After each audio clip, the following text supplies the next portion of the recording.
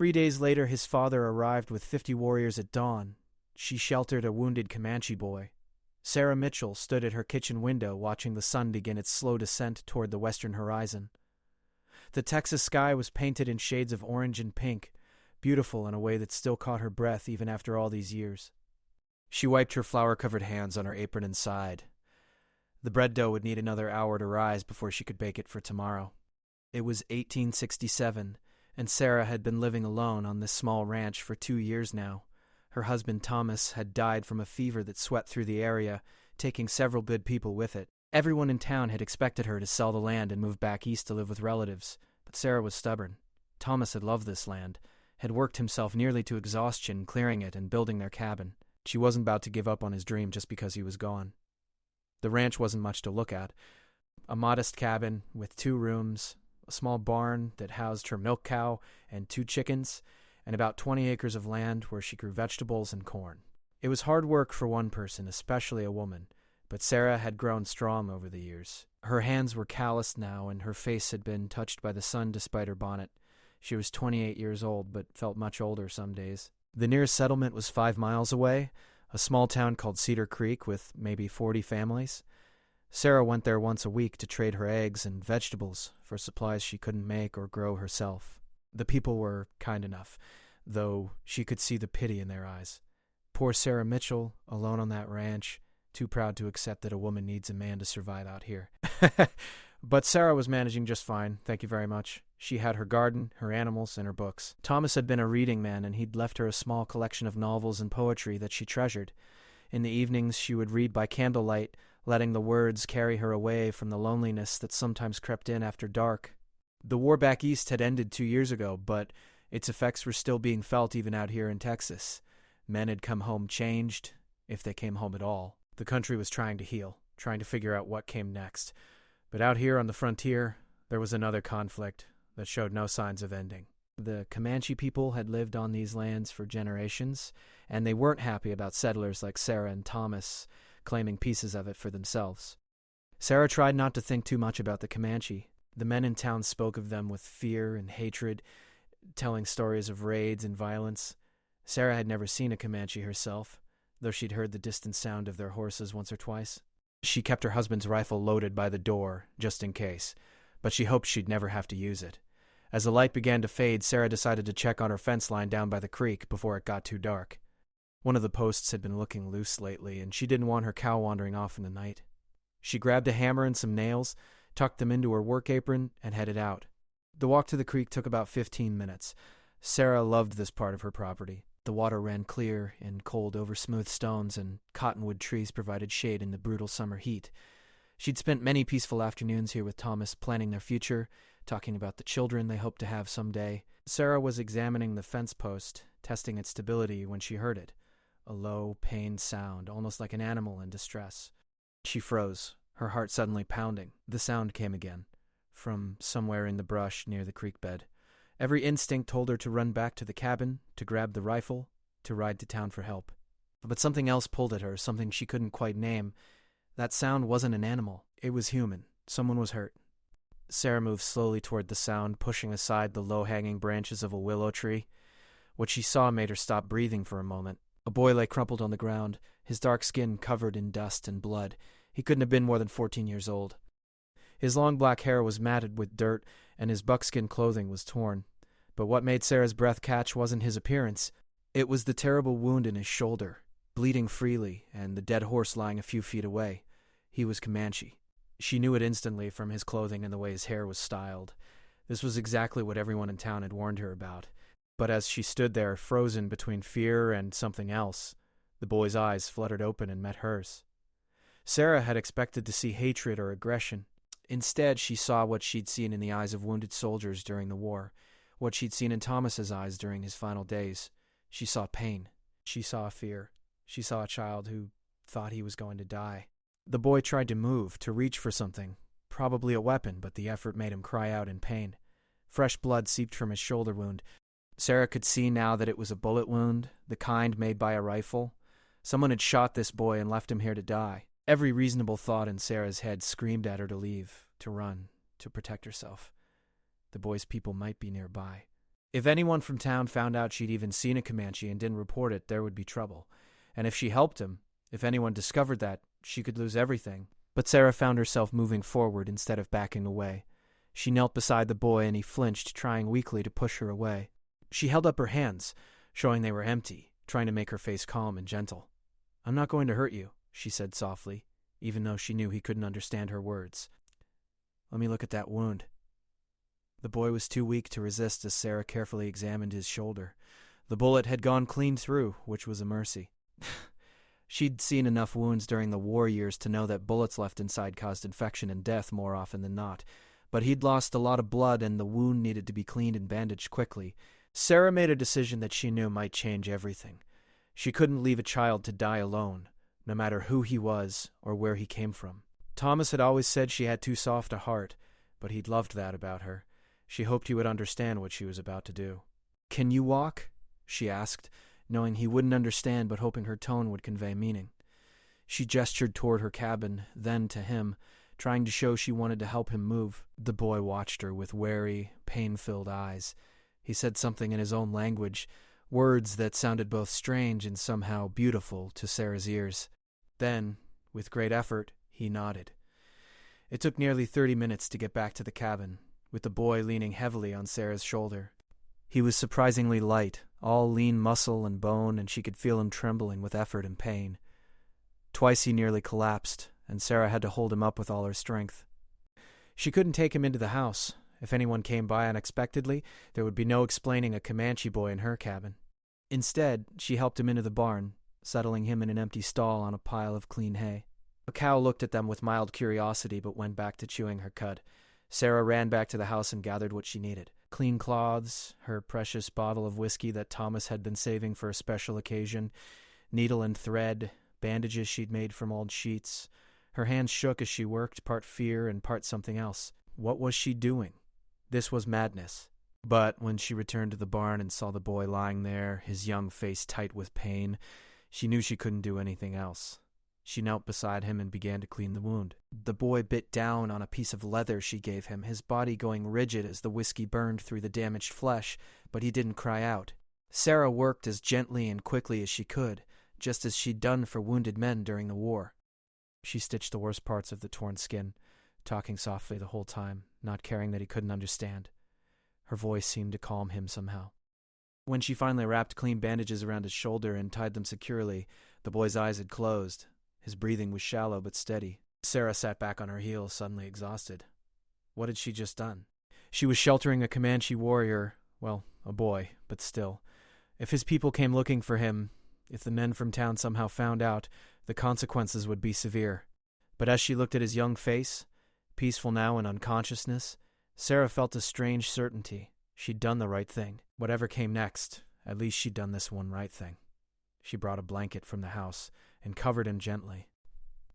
Then she locked the barn door and returned to her cabin where her bread dough had risen perfectly, as if this were just any other ordinary evening in her quiet, simple life. Sarah barely slept that first night. She lay in her bed, staring at the ceiling, listening to every sound outside. Every cricket chirp, every rustle of wind through the cottonwood trees, every distant animal call made her heart race. Were those hoofbeats she heard? Was someone coming? She kept the rifle loaded beside her bed, though she wasn't even sure who she would use it against if trouble came. The boys' people? Men from town? The whole situation felt impossible. Before dawn broke, Sarah was already dressed and heading to the barn with a cup of water and some broth she'd made from chicken bones. She opened the barn door carefully, half expecting to find the boy gone, or worse, to find him dead from his wounds. But he was still there, curled on his side in the hay, his chest rising and falling with shallow breaths. When Sarah knelt beside him, his eyes opened immediately. She could see the wariness in them, the uncertainty. He didn't know if she was friend or enemy, if she'd helped him only to turn him over to others, if this was some kind of trap. Sarah understood that look. Trust was a rare thing out here, especially between people who were supposed to be enemies. She held out the cup of water, and after a moment's hesitation, the boy drank. He was clearly thirsty, draining the cup quickly. Sarah refilled it from the bucket she'd brought, and he drank again, more slowly this time. Then she offered him the broth. It was simple, just bones and water with a bit of salt, but it was warm and nourishing. The boy sipped it carefully, watching her face the entire time. Sarah checked his bandages and was relieved to see that the bleeding had stopped. This skin felt warm but not burning with fever, which was a good sign.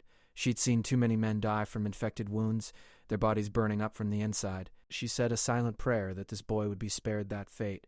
Over the next hours, Sarah found herself moving between the house and the barn, trying to maintain the appearance of her normal routine, while secretly caring for her hidden patient. She fed her chickens, milked her cow, worked in her garden, all while her mind raced with worry. What was she going to do? She couldn't keep the boy hidden forever. Eventually, someone from town would come by, or the boy's people would come searching, or something would happen to expose her secret. By midday of that first full day, the boy's fever had risen. Sarah spent the afternoon bathing his face with cool water, trying to keep the fever from getting worse. The boy drifted in and out of consciousness, sometimes murmuring words in his language that she couldn't understand. Once he seemed to be calling out for someone, maybe his mother, and Sarah felt her heart squeeze with sympathy. He was so young, just a child really, caught up in a conflict he didn't start.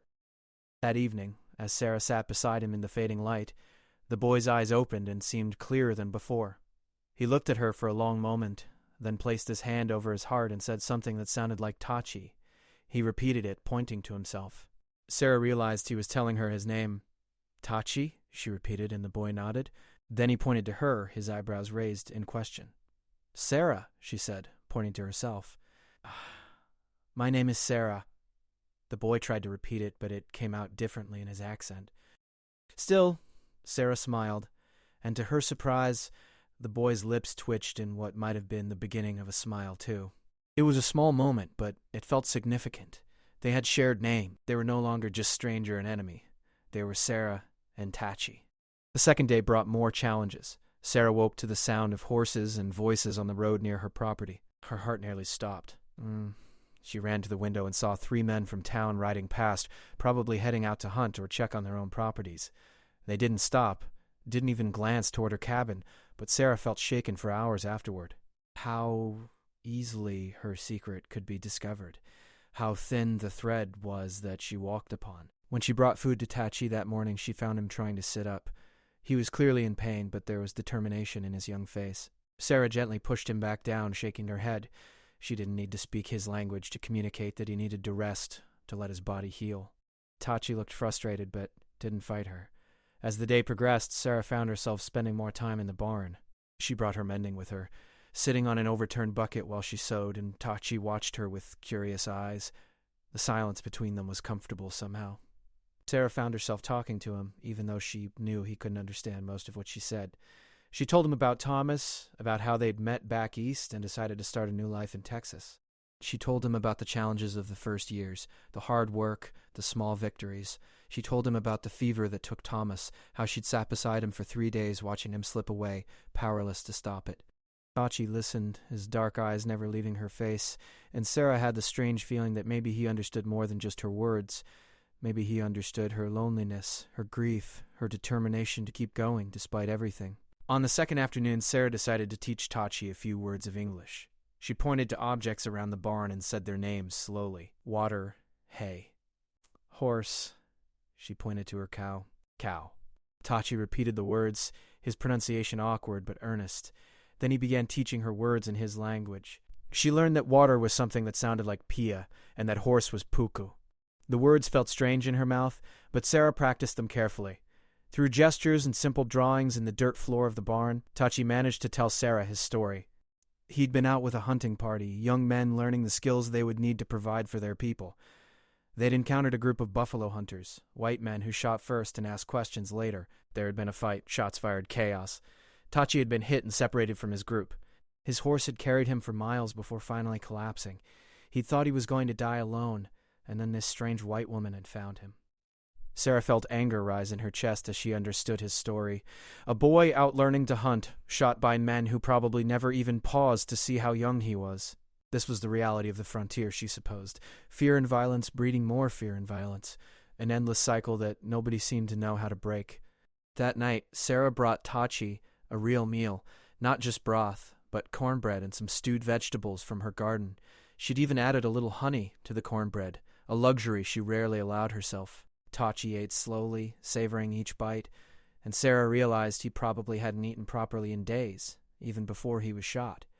After he finished eating, Tachi did something unexpected. He reached into a small pouch that hung at his belt and pulled out a smooth stone, worn and shaped by water. It was beautiful, with swirls of color running through it.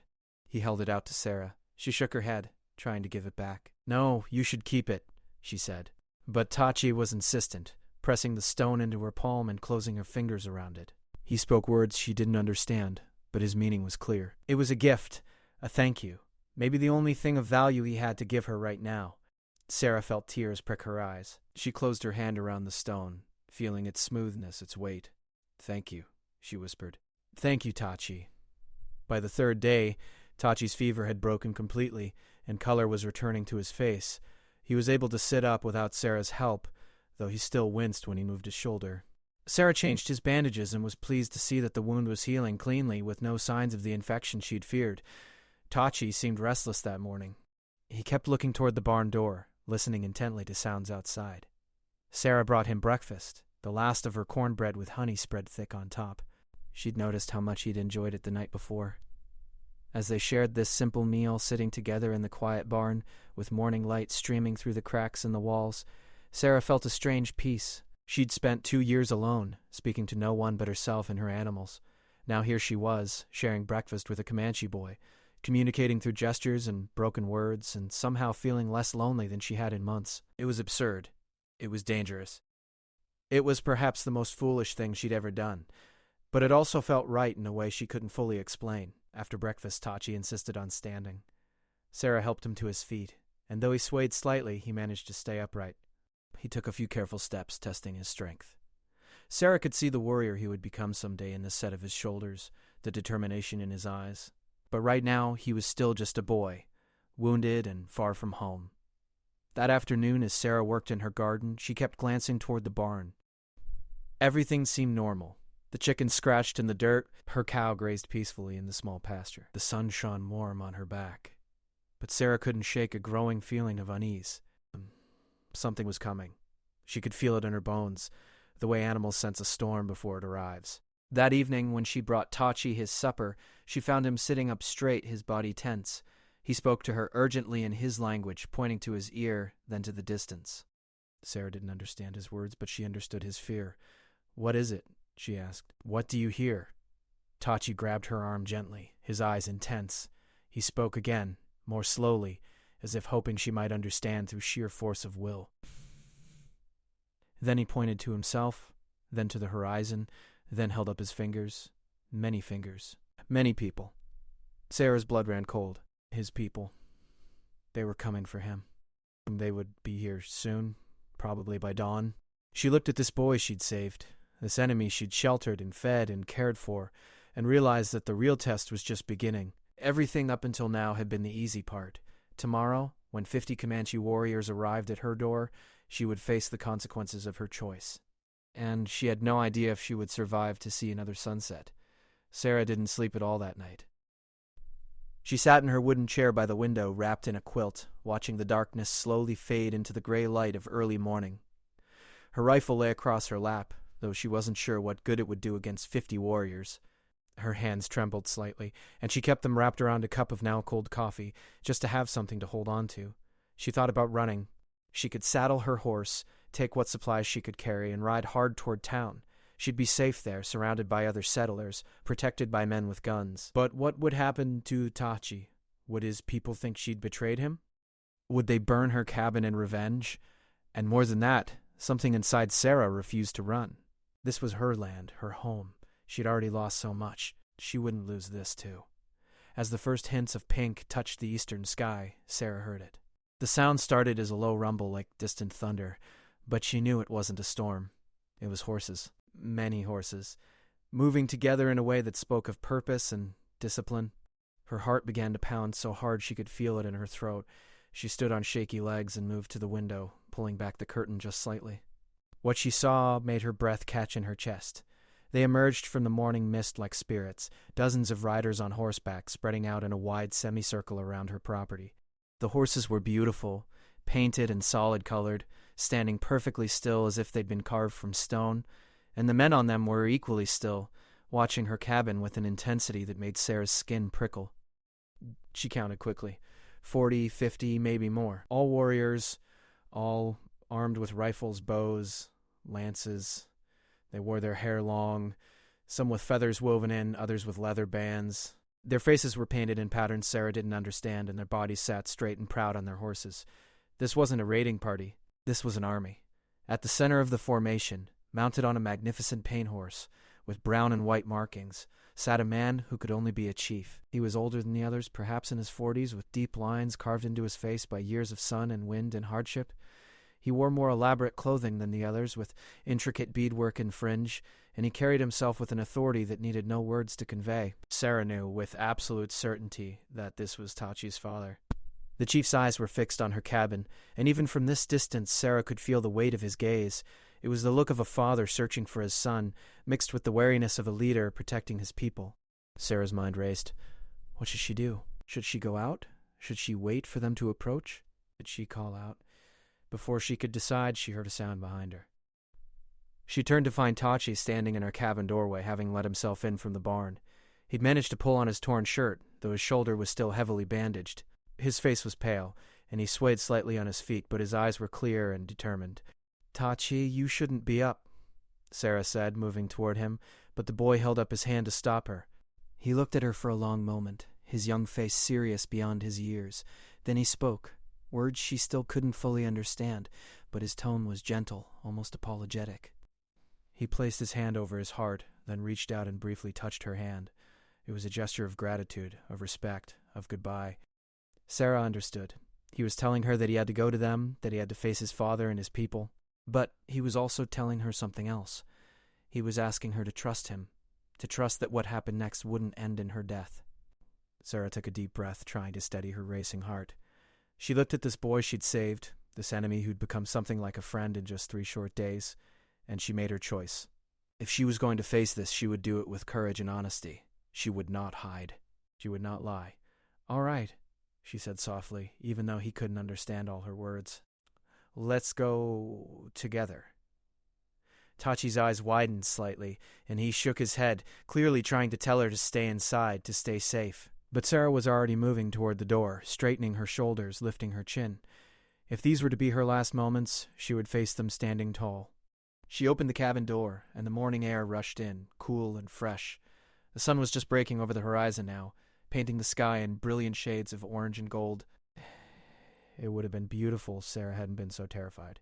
She stepped out onto her small porch, and Tachi moved to stand beside her, leaning on her shoulder for support. The reaction from the warriors was immediate. Several of them shifted on their horses, weapons moving slightly as if preparing for action. But none of them moved forward. They were waiting for their chief's command, waiting to see what would happen next.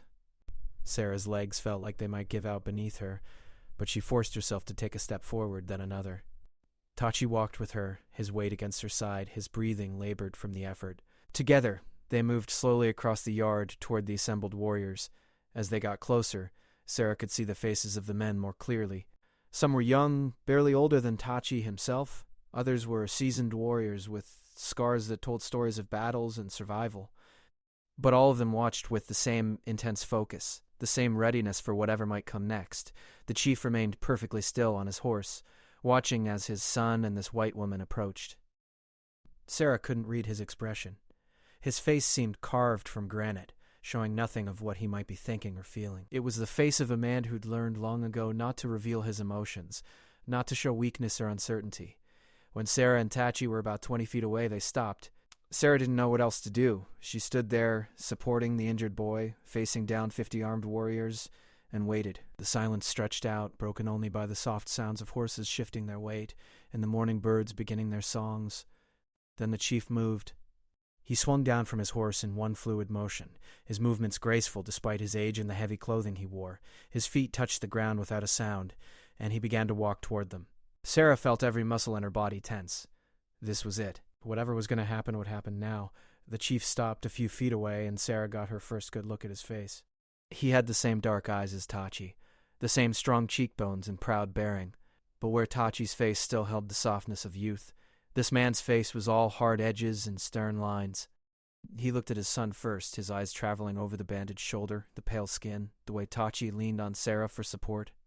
Sarah saw something flicker in the chief's eyes then, something that might have been relief or worry or anger. She couldn't tell, but she saw his jaw tighten, saw his hands clench briefly at his sides before relaxing again. Then his gaze moved to Sarah, and she felt pinned by the intensity of it. She had never been looked at like that before. It was as if he was seeing through her, past her skin and bones, straight into her soul. She felt exposed, vulnerable, but she didn't look away. She met his gaze as steadily as she could, even though her heart was hammering so hard she thought everyone must be able to hear it. The chief spoke then, his voice deep and carrying easily across the quiet morning. He spoke to Tachi in their language, and the boy responded, his voice growing stronger as he told his story. Sarah didn't understand the words, but she understood the gestures. Tachi pointed to his shoulder, to the direction where he'd been shot. He gestured to Sarah, to the barn, to the cabin. He spoke with emphasis, with passion, clearly trying to make his father understand something important. As Tachi spoke, Sarah noticed changes in the chief's face, subtle, but there. His eyebrows drew together slightly, his lips pressed into a thin line. His eyes moved back to Sarah several times, studying her with what seemed like renewed interest. When Tachi finished speaking, another long silence fell. Sarah's mouth was dry. She wanted to speak, to explain, to defend herself, but what could she say? She didn't speak their language. She didn't know their customs. For all she knew, anything she said might make things worse. So she stayed silent, waiting, her heart in her throat. The chief took a step closer, and Sarah had to force herself not to step back. He was tall, taller than she'd realized, and up close she could see the scars that marked his arms and chest, evidence of a lifetime of fighting and surviving. This was a man who'd killed before, probably many times. This was a man who could kill her now without hesitation if he chose to. But instead of violence, the chief did something that surprised Sarah completely. He raised his right hand and placed it over his heart, holding it there for a moment. Then he nodded to her, a single dip of his head, slow and deliberate. It was a gesture of respect, and Sarah felt tears suddenly sting her eyes. Tachi spoke again, and Sarah realized he was translating, trying to help his father's words reach her understanding. Between the boy's broken English and his gestures, Sarah began to piece together what the chief was saying. He was thanking her. This fierce warrior, this leader of fighting men, was thanking her for saving his son's life.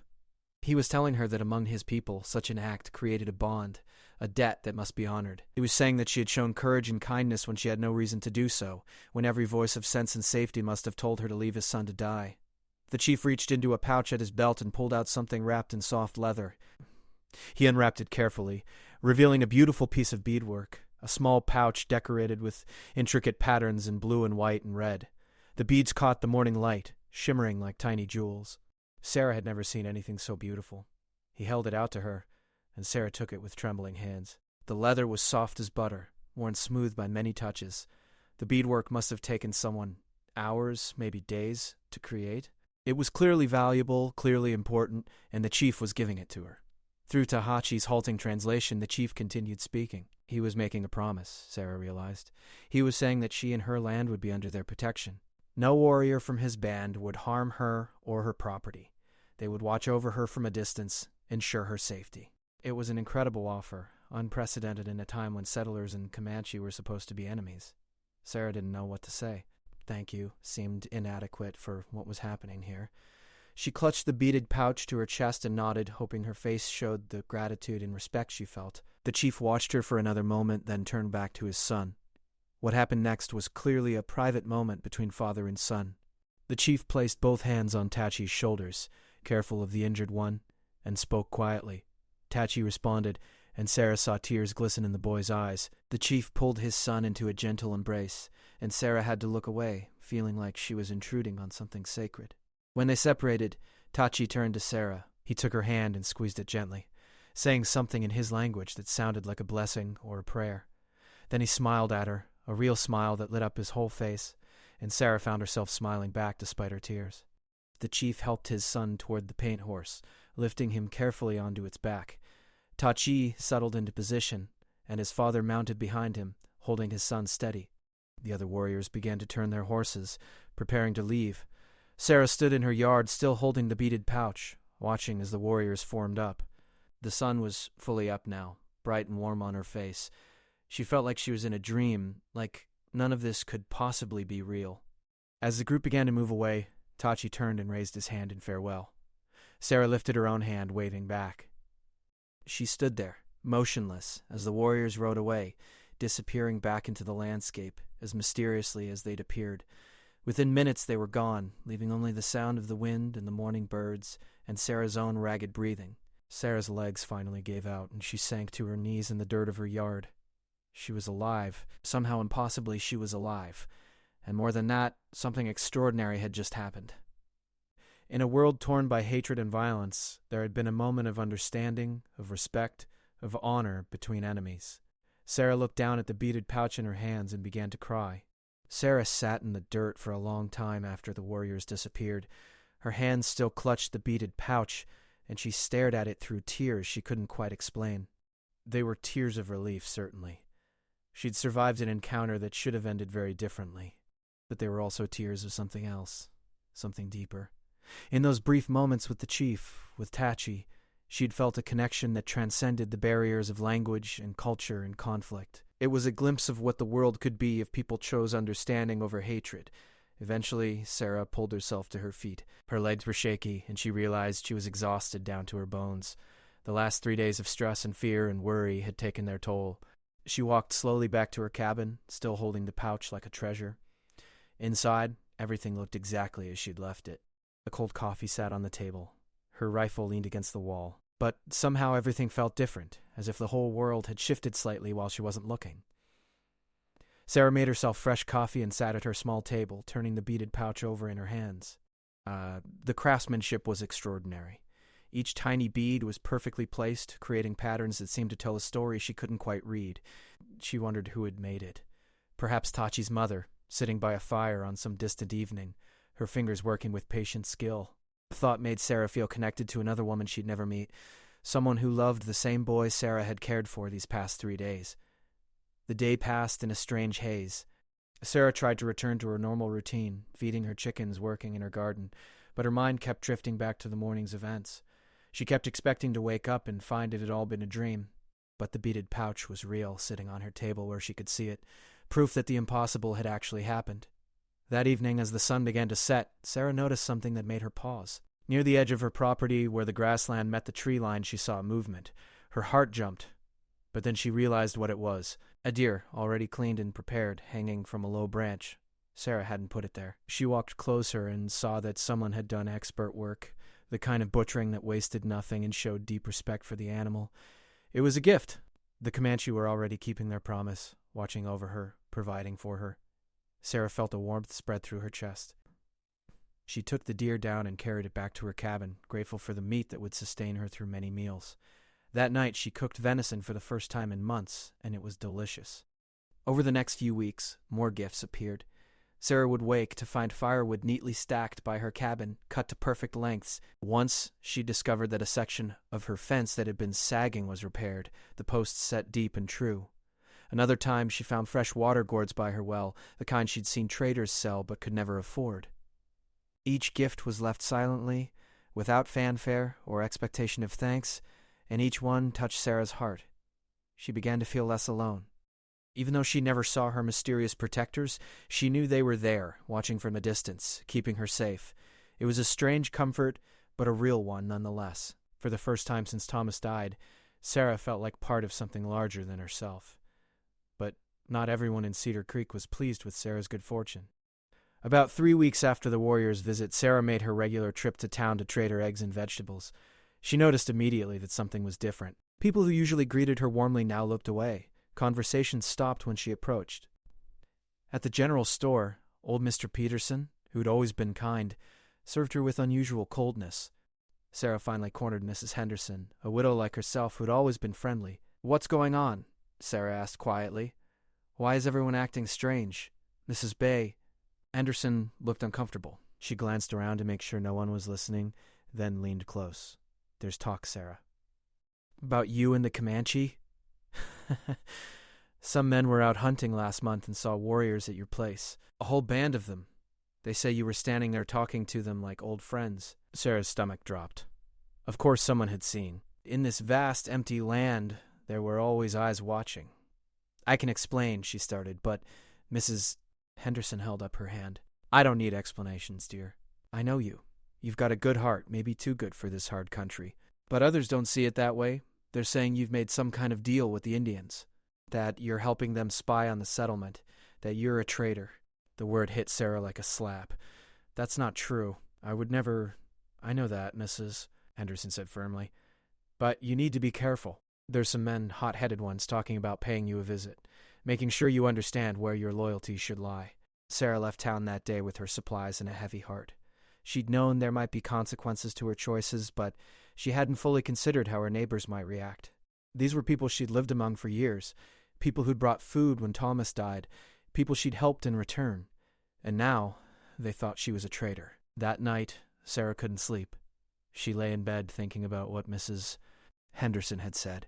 Men might come to visit her, to intimidate her, or worse.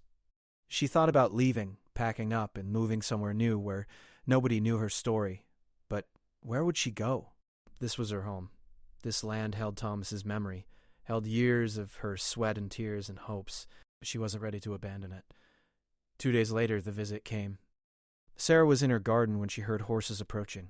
4 men from town rode up to her cabin, and Sarah recognized them all. Jack Morrison, who owned the livery, Pete and Paul Sutton, brothers who ran a small ranch north of town, and leading them was Carl Hutchins, a mean-spirited man who'd tried to buy Sarah's land after Thomas died and been angry when she refused to sell. Sarah stood up slowly, brushing dirt from her hands.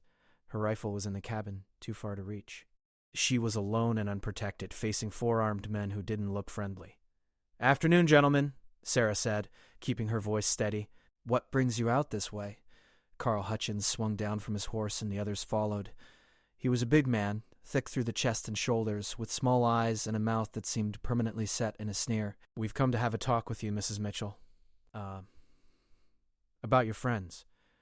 I don't know what you mean," Sarah said, though of course she knew exactly what he meant.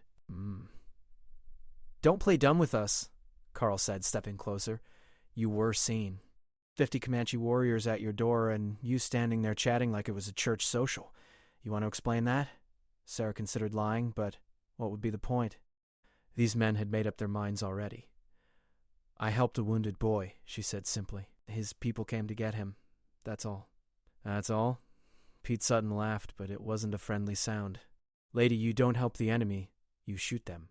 Or have you forgotten that these savages have killed good Christian folks, that they've burned homes and stolen children?" "The boy I helped was just a child," Sarah said, her anger starting to rise. "He was wounded and alone. Was I supposed to let him die?" "Yes," Carl said flatly. "That's exactly what you should have done, but instead you nursed him back to health. And now you've got Comanche watching this place bringing you gifts. People are scared, Mrs. Ryan. Mitchell, they think you've made some kind of arrangement, that you're feeding them information about the town's defenses." "That's ridiculous," Sarah protested. "I would never—" Carl grabbed her arm, his grip tight enough to hurt. "You listen to me. I don't care what you would or wouldn't do. What matters is what people think. And right now, they think you're a danger to this community." Jack Morrison, who'd been quiet until now, stepped forward. He looked uncomfortable, but spoke anyway. "Sarah, you need to leave. Pack up and go somewhere else. It's not safe for you here anymore." Sarah yanked her arm free from Carl's grasp. "This is my land. My home. I'm not leaving." "Then you're a fool," Carl said. "Because next time we come back, we might not be so polite. We might decide this land would be better used by someone who knows which side they're on." It was a threat. Clear and simple. Sarah felt fear curl in her stomach, but she refused to show it. "Get off my property," she said, her voice hard. "Now." Carl stared at her for a long moment, and Sarah saw real hatred in his eyes. This man would hurt her if he got the chance, she realized. Maybe even kill her. Finally, he turned and mounted his horse. The others did the same. "You've been warned," Carl called out as they rode away. "Don't say we didn't give you a chance." Sarah stood in her yard, watching them disappear down the road, and felt her legs start to shake. She walked quickly to her cabin and bolted the door behind her, then sank into her chair. This was worse than she'd thought. She wasn't just facing gossip and cold shoulders. She was facing real danger from her own people. That night, Sarah lay awake again, her rifle beside her bed, jumping at every sound. She thought about what Jack Morrison had said, that she should leave. Maybe he was right. Maybe this fight wasn't worth it. But every time she considered packing up and running, she thought about Tachi, about the chief's gesture of respect, about the gifts that kept appearing. She'd done the right thing. She knew that in her heart.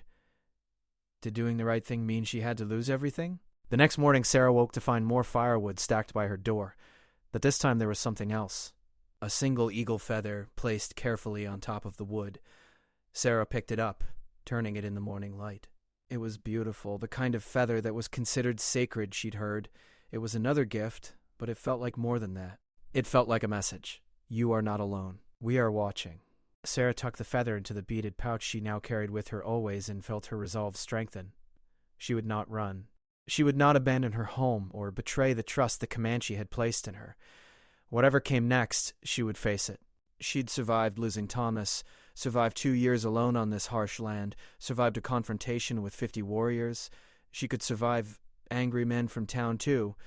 But as she went about her morning chores, Sarah couldn't shake the feeling that a storm was coming.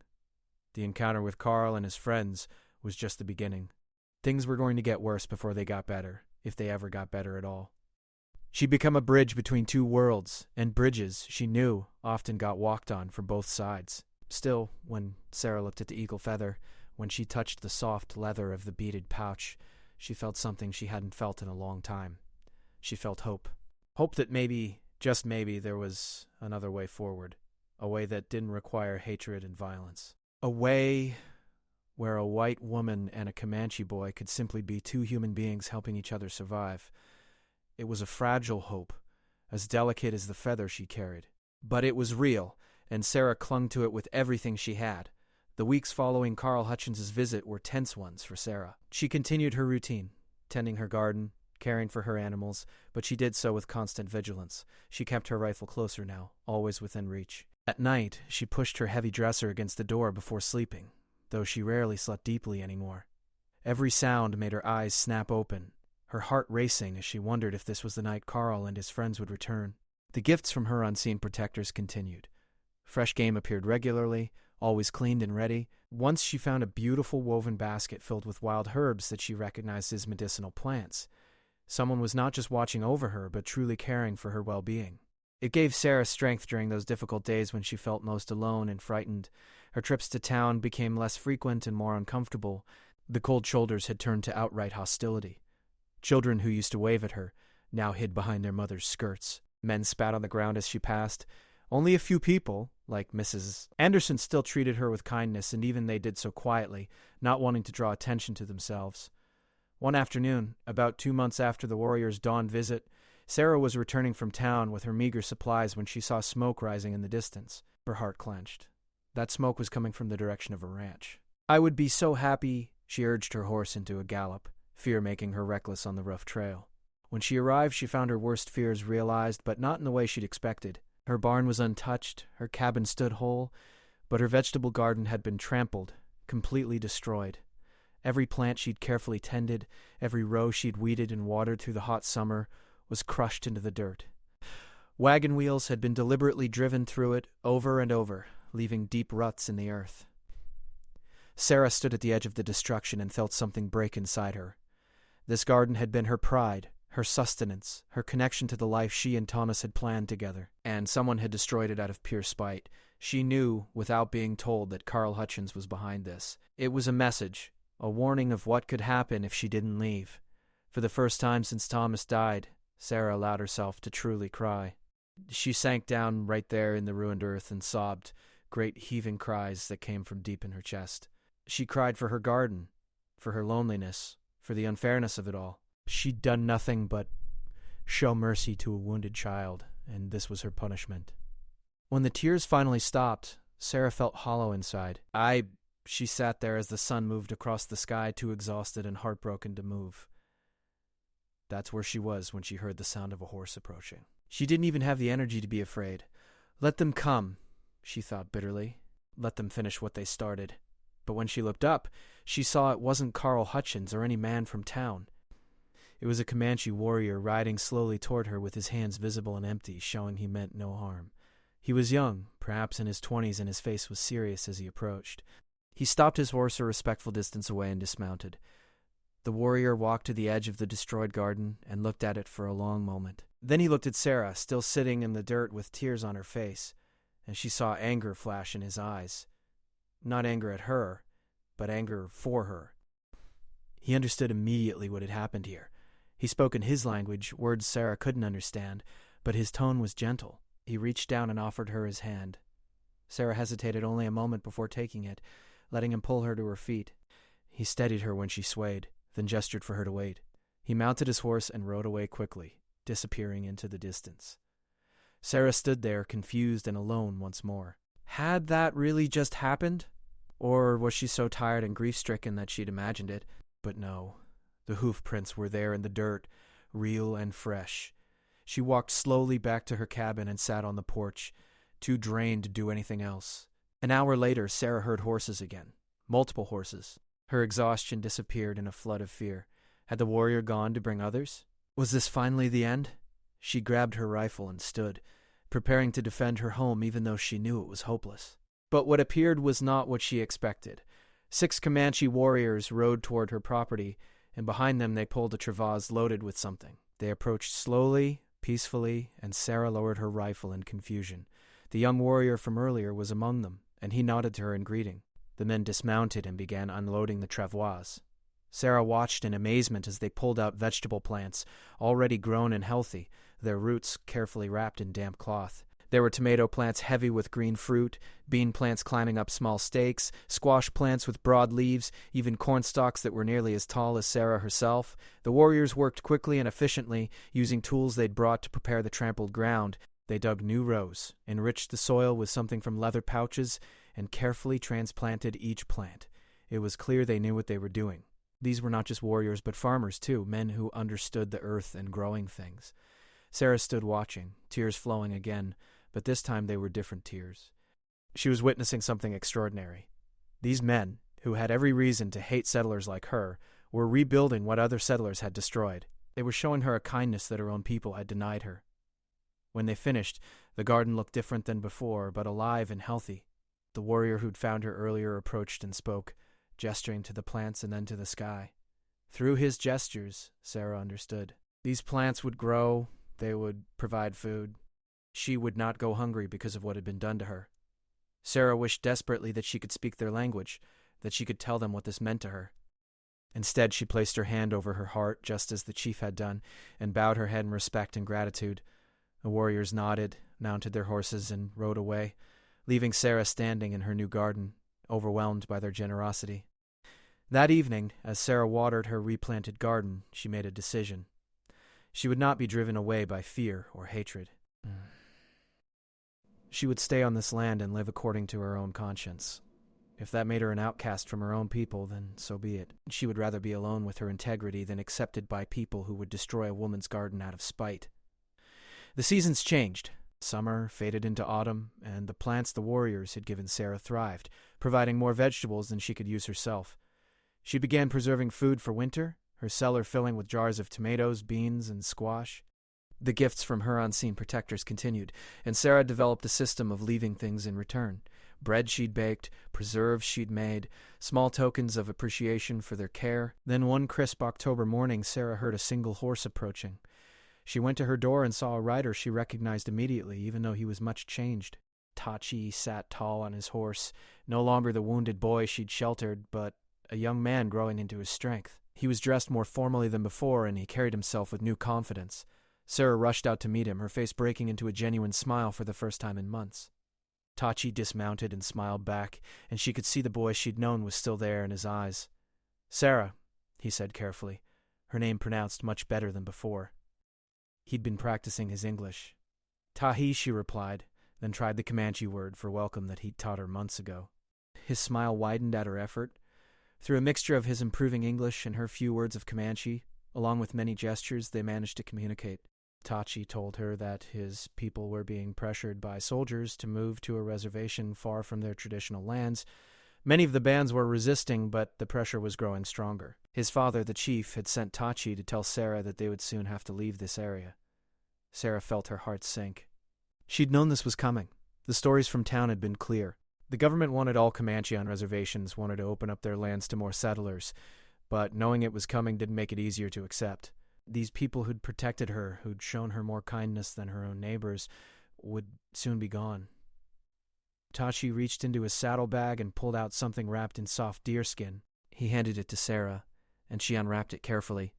Inside was a beautiful knife with an intricately carved handle and a drawing on bark paper, showing her ranch with symbols she didn't fully understand but sensed were protective in nature. Through his halting words, Tachi explained, his father wanted her to have these gifts. The knife for protection, the drawing to hang in her home to remind her that she would always be remembered by their people. Even when they were far away, even when they could no longer watch over her directly, they would hold her in their hearts as the woman who showed mercy when she had no reason to. Sarah accepted the gifts with trembling hands. She went into her cabin and brought out her own gift, something she'd been saving. It was Thomas's pocket watch, one of her most precious possessions.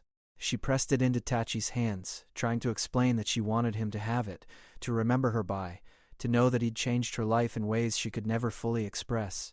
Tachi looked at the watch with wonder, having never held such a thing before. He opened it and saw the tiny gears working inside, the hands marking time. He looked up at Sarah with shining eyes and nodded, understanding the weight of what she was giving him. They stood together for a while longer, this unlikely pair brought together by chance and connected by choice. Finally, Tachi mounted his horse. He spoke to her in Comanche, words she didn't understand but whose meaning was clear in his tone. He was saying goodbye, thanking her, blessing her. "Safe journey," Sarah said, her voice thick with emotion. "Be strong, Tachi. Survive." He raised his hand in farewell, just as he had that dawn morning months ago, and Sarah raised hers in return. Then he turned his horse and rode away, and Sarah watched until he disappeared completely from sight.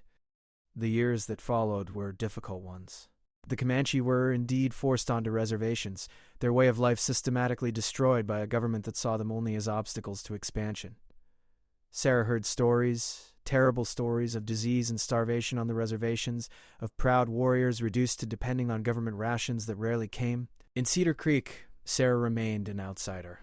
Some people gradually forgot why they'd shunned her, but others, like Carl Hutchins, never forgave her for choosing compassion over hatred.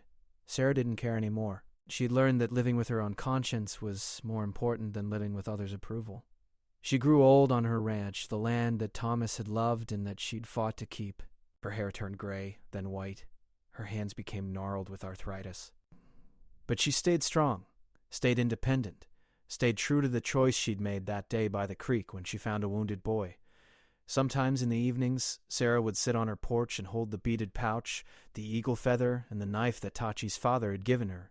She would think about that extraordinary dawn when 50 warriors came and chose honor over vengeance. She would think about the young man Tachi had become, and she would wonder if he'd survived the reservation, if he still carried Thomas's watch, if he ever told his children about the white woman who'd shown his people that not all settlers were enemies. Sarah never knew for certain what became of Tachi. The reservation was far away, and news rarely traveled back to Cedar Creek, but she held on to hope that he'd survived, that he'd found ways to keep his spirit strong even when everything else was taken from him. In her final years, Sarah began telling her story to anyone who would listen. Most people in town thought she was just a lonely old woman with fanciful tales, but occasionally someone would listen with real interest, would hear in her words a different possibility for how people might treat each other. When Sarah died at 73, peacefully in her sleep in the cabin she'd refused to abandon, the beaded pouch was clutched in her hand. She was buried on her land next to Thomas, and on her grave marker, carved by her own request, were words in both English and Comanche. The English said simply, "Sarah Mitchell who chose mercy." The Comanche words, painstakingly translated and carved by a young scholar interested in preserving the language, said approximately the same thing, but with an additional meaning that only those who understood the culture could fully appreciate.